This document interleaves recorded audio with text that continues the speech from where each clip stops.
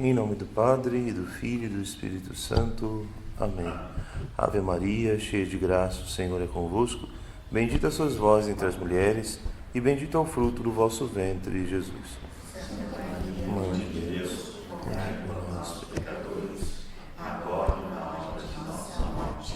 Sagrado coração de Jesus, nós temos confiança em vós. Doce coração de Maria, seja a nossa salvação. Em nome do Padre, do Filho e do Espírito Santo. Amém. Podemos sentar alguns instantes?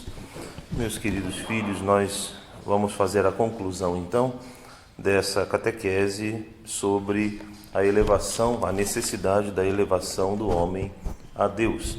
Nós, nas últimas três, fizemos a primeira, a segunda, a terceira parte, e agora vamos fazer a conclusão.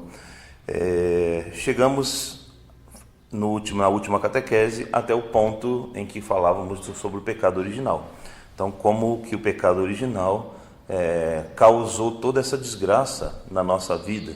Então, na última catequese nós vimos como que no paraíso terrestre o ser humano tinha os dons preternaturais e por causa do pecado original perdemos esses dons e inclusive isso é a fonte de todos os males que nós vivemos até hoje. Portanto, estávamos em perfeita harmonia com Deus, queríamos o que Deus queria, vivíamos de acordo com em plena conformidade com a vontade de Deus, e essa desgraça toda que nos cerca hoje, dessa luta constante que a gente vive, nessa briga constante entre o corpo lutando contra o espírito contra o corpo, o espírito querendo nos elevar a Deus e o corpo querendo nos puxar aos prazeres da carne, do mundo, etc. Então, essa é a grande tensão que a gente vive, causada por nada mais, nada menos do que pelo pecado original. Então, por causa da queda original, foi o último parágrafo que nós vimos na última catequese. Por causa da queda original, o homem perdeu o justo equilíbrio que Deus lhe havia dado. Em comparação com o seu estado primitivo, ele está ferido e desequilibrado. Ou seja, isso é facilmente demonstrado ao observarmos o estado atual das nossas faculdades sensitivas. Então, vamos ver como é que o pecado original atua sobre as nossas faculdades sensitivas. Falamos, lembra, logo no iniciozinho, só fazendo uma pequena recapitulação, o homem é um conjunto das suas faculdades sensitivas, ou seja, vegetativa e animal, e, claro, também da sua dimensão espiritual. E essas coisas precisam caminhar em harmonia, porque quando caminham em desarmonia, acontece esse caos que a gente vê ao nosso redor. Ou seja, o homem vai se comportando como um animal. Então vamos ver de que maneira objetiva o pecado original acaba influenciando essas nossas faculdades interiores e exteriores. Então, nos sentidos exteriores e nos sentidos interiores. Nos sentidos exteriores, por exemplo, na visão, os olhos lançam-se com avidez para aquilo que atiça a nossa curiosidade. Na audição, os ouvidos estão sempre prontos a satisfazer o desejo também de novidades. Quero buscar novidades, uma fofoca, um comentário. Então, pelos olhos, pelos ouvidos, o tato busca sensações agradáveis, etc. Tudo isso sem preocupação a priori com as regras morais. Então está aí. De que maneira os nossos sentidos exteriores são afetados pelo pecado original. Então o homem começa a sair buscando tudo aquilo que lhe causa algum tipo de sensação satisfatória. É a satisfação pessoal. Então, se algo é gostoso, então eu vou mergulhar de cabeça. Não estou preocupado com a regra moral, não estou preocupado com gula, não estou preocupado... Assim vivem quem? Os animais. Assim vivem os animais. Apenas guiados pelos seus apetites, satisfazer os seus apetites. O ratinho de laboratório, ele, quando recebe um estímulo positivo, então ele vai repetir aquela ação, porque ele aprendeu através da experiência que se ele corresponder a um determinado comportamento, quando estimulado, ele é recompensado. Ele é recompensado. Foi feito um experimento com ratos de laboratório. Haviam 2 plaquinhas de metal. Uma, quando ele pressionava com a patinha, caía lá um grão de ração. A outra, quando ele pressionava a patinha, ele tomava uma pequena descarga elétrica, um choque. Em pouco tempo, o rato só ficou em uma alavanca, e eu não preciso nem dizer qual delas foi a que ele preferiu. O mesmo ocorre nos nossos sentidos interiores, não apenas nos exteriores, também nos interiores. Padre, existem sentidos interiores? Então vamos ver isso. O padre Tanqueray também responde isso. Sim. Por exemplo, acontece na nossa imaginação. No campo da imaginação, chamada de a louca da casa por Santa Teresa d'Ávila, Santa Teresa dizia que a imaginação é a louca da casa. Deixar ela solta, ela faz miséria com a gente, né?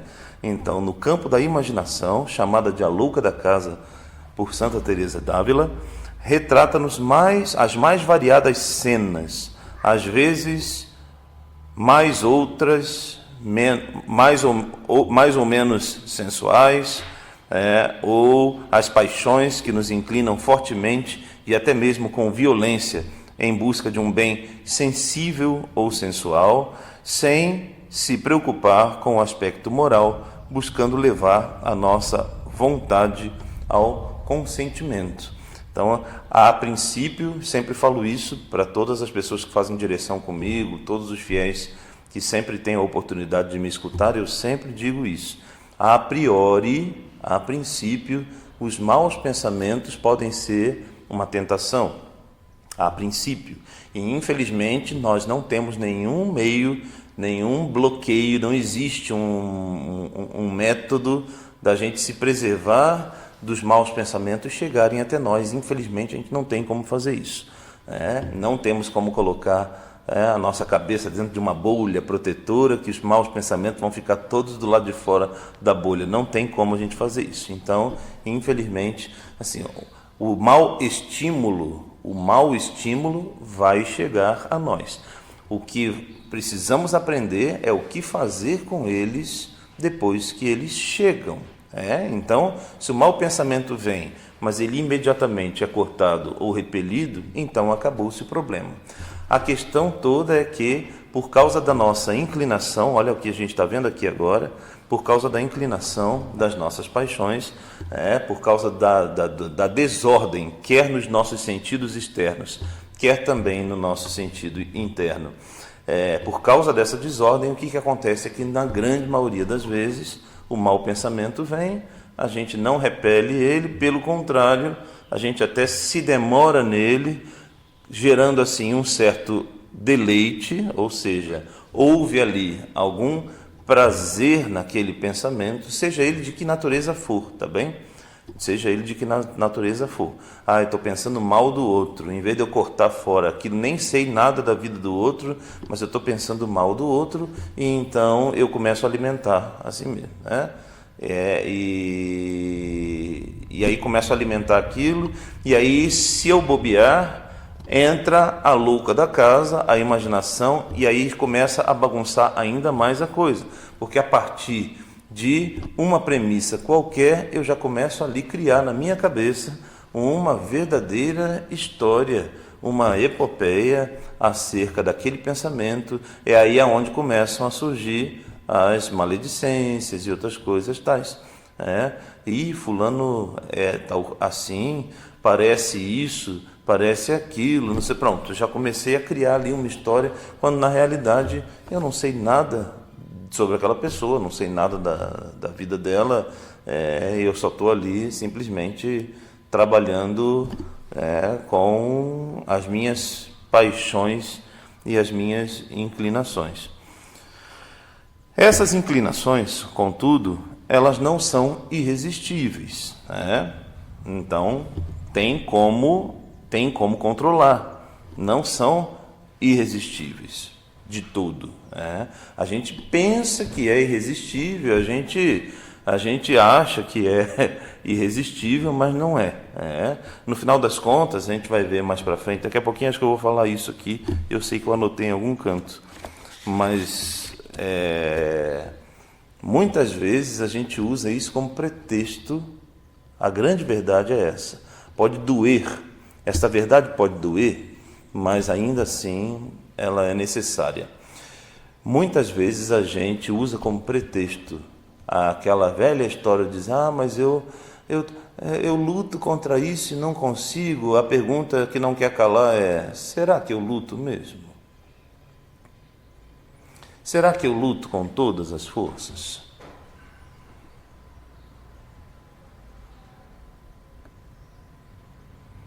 Porque às vezes é mais fácil a gente dizer, eu não consigo vencer essa tentação. Sabe por quê? É mais fácil dizer eu não consigo, porque assim não fica tão feio para a gente. O que é mais feio? Dizer eu não consigo ou dizer eu sinceramente, de coração, nem sequer eu tentei, não me esforcei. Então, como fica feio demais dizer eu não me esforcei o suficiente, eu não tentei, eu não levei a sério isso, só para não dizer isso e ficar feio diante dos outros, a gente diz assim, não, eu não consigo. Mas se a gente for analisar, a grande parte dos nossos eu não consigo, se a gente for analisar com toda sinceridade de coração, grande parte das coisas que a gente diz eu não consigo fazer, na realidade esse eu não consigo é apenas uma máscara que está escondendo por debaixo a real situação. E a real situação é eu não tentei de verdade, eu não tentei a sério, eu não fui até o fundo da situação. Tinha uma historinha, uma parábola, né? Uma parábolazinha que ilustrava bem isso. Diz que certa vez um rapaz estava em crise de fé, ele não sabia, estava em dúvida se ele acreditava em Deus ou não, será que esse Deus existe ou não existe? Então ele ouviu dizer que na montanha vivia um sábio eremita, um homem de Deus que morava na montanha, isolado da sociedade, vivia ali constantemente em jejuns, em penitências, em oração, e aí ele pensou consigo, falou, bom, eu sei que eu vou fazer uma coisa, eu estou em dúvida se esse Deus existe ou não, e eu preciso então de uma resposta definitiva. E se tem alguém que pode me dar esta resposta, será esse homem. Esse homem tem a fama de ser um homem de Deus e vive isolado da sociedade, vive num eremitério, eu vou até ele.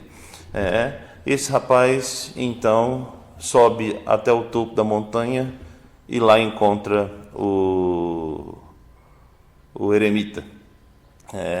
E ele disse ao eremita, eu vim aqui quero uma resposta muito clara e objetiva do Senhor.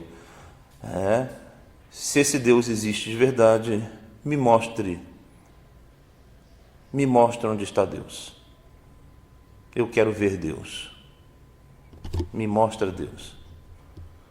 O eremita olhou para ele e disse, olha, eu acho que você está perdendo seu tempo. Pode voltar de onde você veio. Virou as costas e saiu andando. Revoltado, o rapaz então diz, eu não perdi tanto tempo, não gastei tanta energia para subir até aqui à toa. Eu venho aqui para esse velho me tratar com tamanha grosseria. Ele então, aborrecido, se aproxima de novo do eremita e diz, escuta, eu não vim aqui à toa, você vai me dizer o que eu quero dizer. Vai me dizer o que eu quero dizer. Não seja mal educado. Me disseram que você era um grande homem, um homem de Deus. Então, se você é esse homem de Deus, me prova e me mostra que Deus existe. Eu quero ver Deus. O sábio eremita olha para ele e diz: então você quer mesmo ver Deus?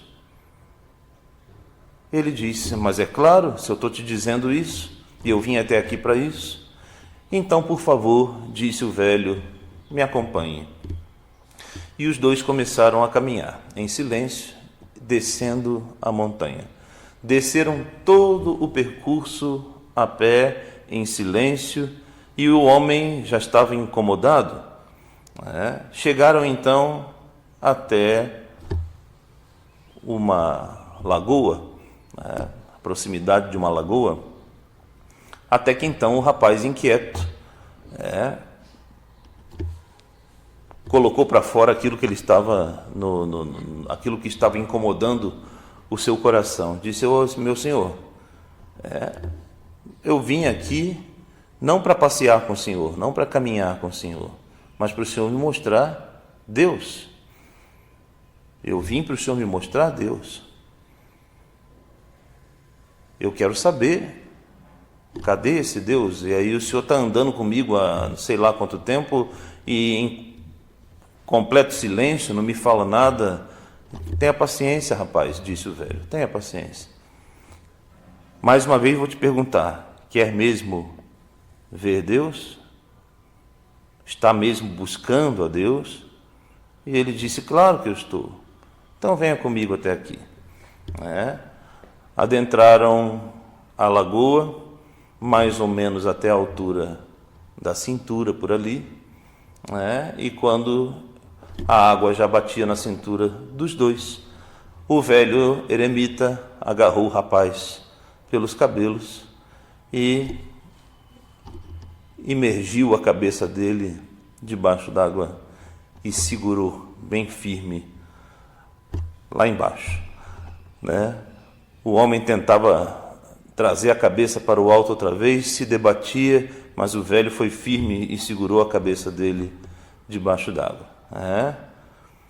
Num pequeno lampejo de fraqueza, ele conseguiu, ofegante, vir à tona, mas o velho mais uma vez agarrou pelos cabelos dele e enfiou uma segunda vez e prendeu ali.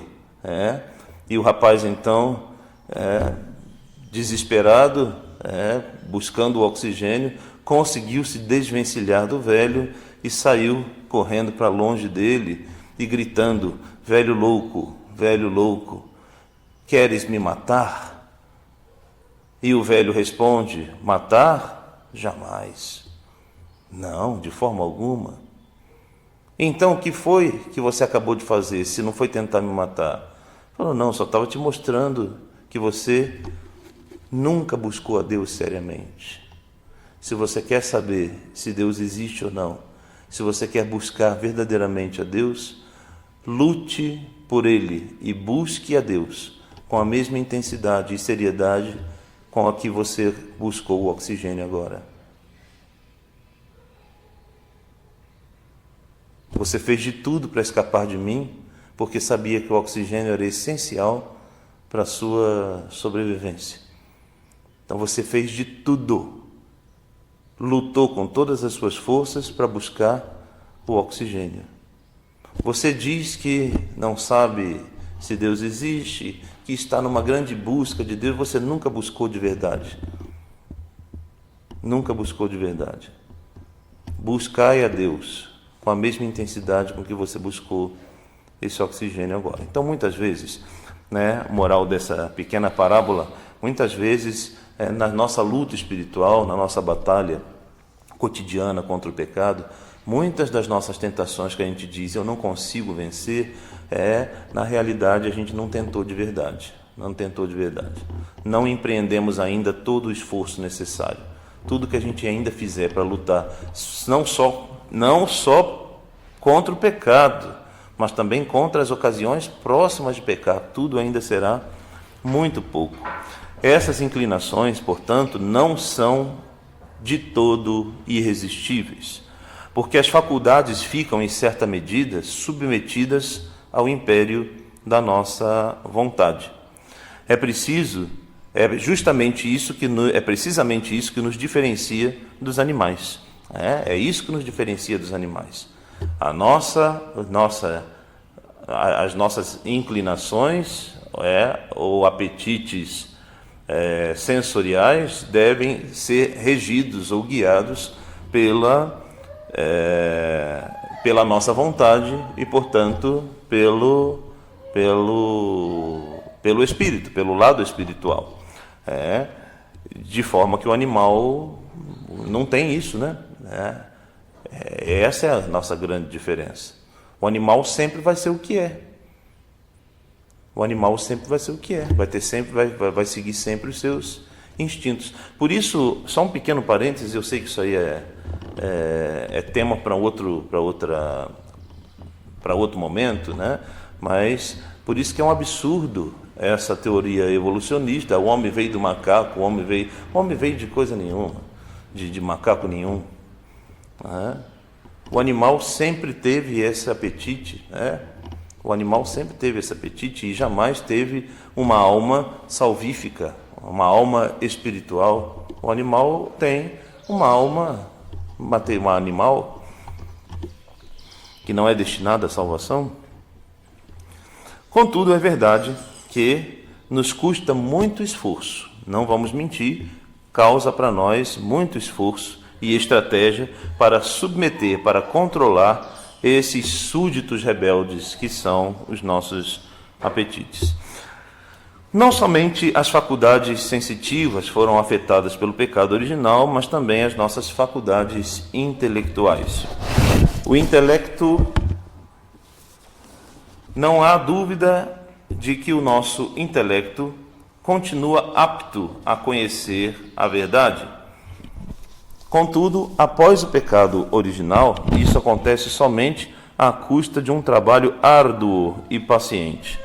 Em vez de subir espontaneamente para Deus e para as coisas divinas, em vez de elevar-se das criaturas ao Criador, como fazia no seu estado primitivo, tende a absorver-se no estudo das coisas criadas, sem voltar-se para a sua causa. Tende a concentrar a atenção no que satisfaz a sua curiosidade e negligenciar o que diz respeito ao seu fim. Os cuidados temporais muitas vezes o impedem de pensar na eternidade. Como consequência lógica, cai com imensa facilidade no erro. Então, também a consequência do pecado original atinge o nosso intelecto, também, até mesmo o nosso intelecto. Aquilo que antes era orgânico e natural, essa busca por Deus, no nosso estado original, agora precisa ser realizado com muito esforço, com muito interesse, com muito estudo, com muita pesquisa, e mesmo assim, é isso que o padre Tanqueray está dizendo nesse parágrafo assim, mesmo assim corremos o risco de, no meio desse estudo todo, no meio dessa pesquisa toda, acabar distraindo-nos, acabar desviando a nossa atenção para outros meios, Então, eu até iniciei um estudo, uma pesquisa, uma busca, mas no meio desse caminho acabo me distraindo com outros assuntos e acabamos nos desviando, e quando a gente vê, já estamos numa outra estrada, num outro caminho totalmente diferente, curiosidades desnecessárias, ou pelo menos que não nos acrescentam em nada, ou também os cuidados temporais, quer dizer, a preocupação com as coisas ordinárias, cotidianas, que acabam nos desviando também. Por fim, também a nossa vontade é afetada. A vontade. Já a nossa vontade, igualmente rebelde após a queda original, em vez de submeter-se a Deus, quer ser independente. Custa-lhe obedecer a Deus e principalmente aos seus representantes na terra. Justamente ela que tem a voz de comando para domar os impulsos, e é a vontade que tem a voz de comando para domar os meus impulsos. O impulso é comer mais um pedaço de sobremesa. O que vai determinar se eu vou fazer isso ou não é a minha vontade. né?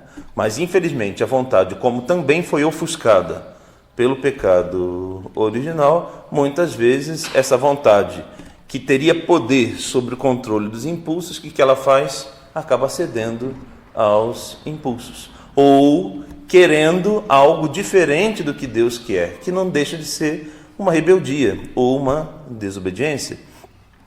Justamente ela, portanto, que tem a voz de comando para domar os impulsos dos sentidos, muitas vezes se deixa arrastar por eles e pelas paixões. É com razão, portanto, que o apóstolo São Paulo escreve esta lamentável fraqueza em Romanos 7, de 19 a 25, quando o apóstolo nos diz: eu não faço o bem que quero, mas faço o mal que não quero. Porque me deleito na lei de Deus, segundo o homem interior, vejo, porém, nos meus ombros outra lei, que luta contra a lei do meu espírito, e me torna cativo da lei do pecado, que está nos meus membros. Homem infeliz que sou, quem me livrará do corpo desta morte?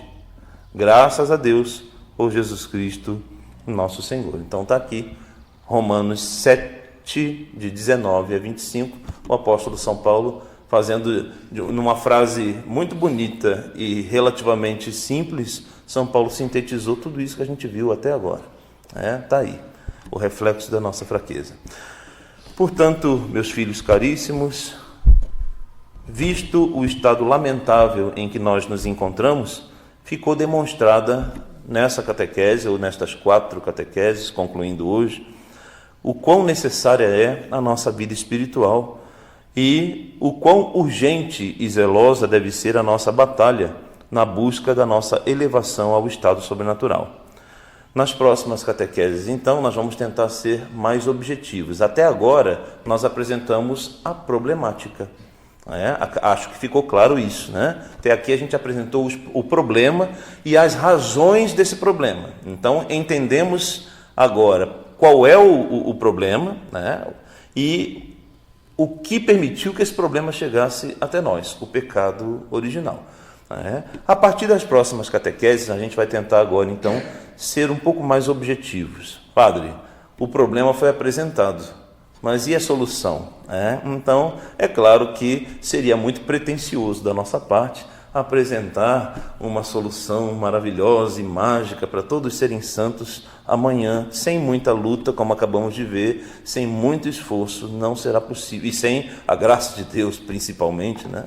Em primeiríssimo lugar, sem a graça de Deus e sem um esforço de nossa parte, não será possível. E mais ainda, e digo mais ainda, subir 1 ou 2 degraus nessa escada em direção à perfeição é extremamente penoso e sacrificante, mas cair 10 degraus é facílimo, é facílimo.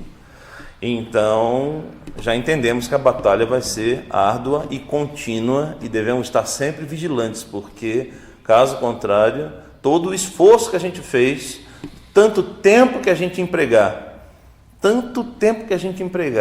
para dar um passinho para frente na vida espiritual, tudo pode cair por água abaixo com um olhar, um pensamento, uma palavra, e isso é realmente assustador.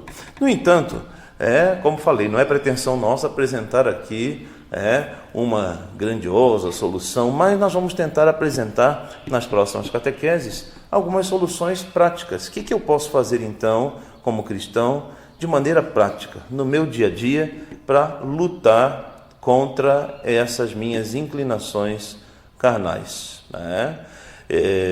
Então, a gente vai dar diversas sugestões, claro, sempre de acordo com algum livro, algum autor espiritual, ou algum conselho de algum santo, algum escrito de espiritualidade, sempre trazendo para nós algum tema que possa nos ajudar nessa batalha espiritual. Louvado seja o nosso Senhor Jesus Cristo, para sempre seja louvado. Em nome do Padre, do Filho e do Espírito Santo. Amém.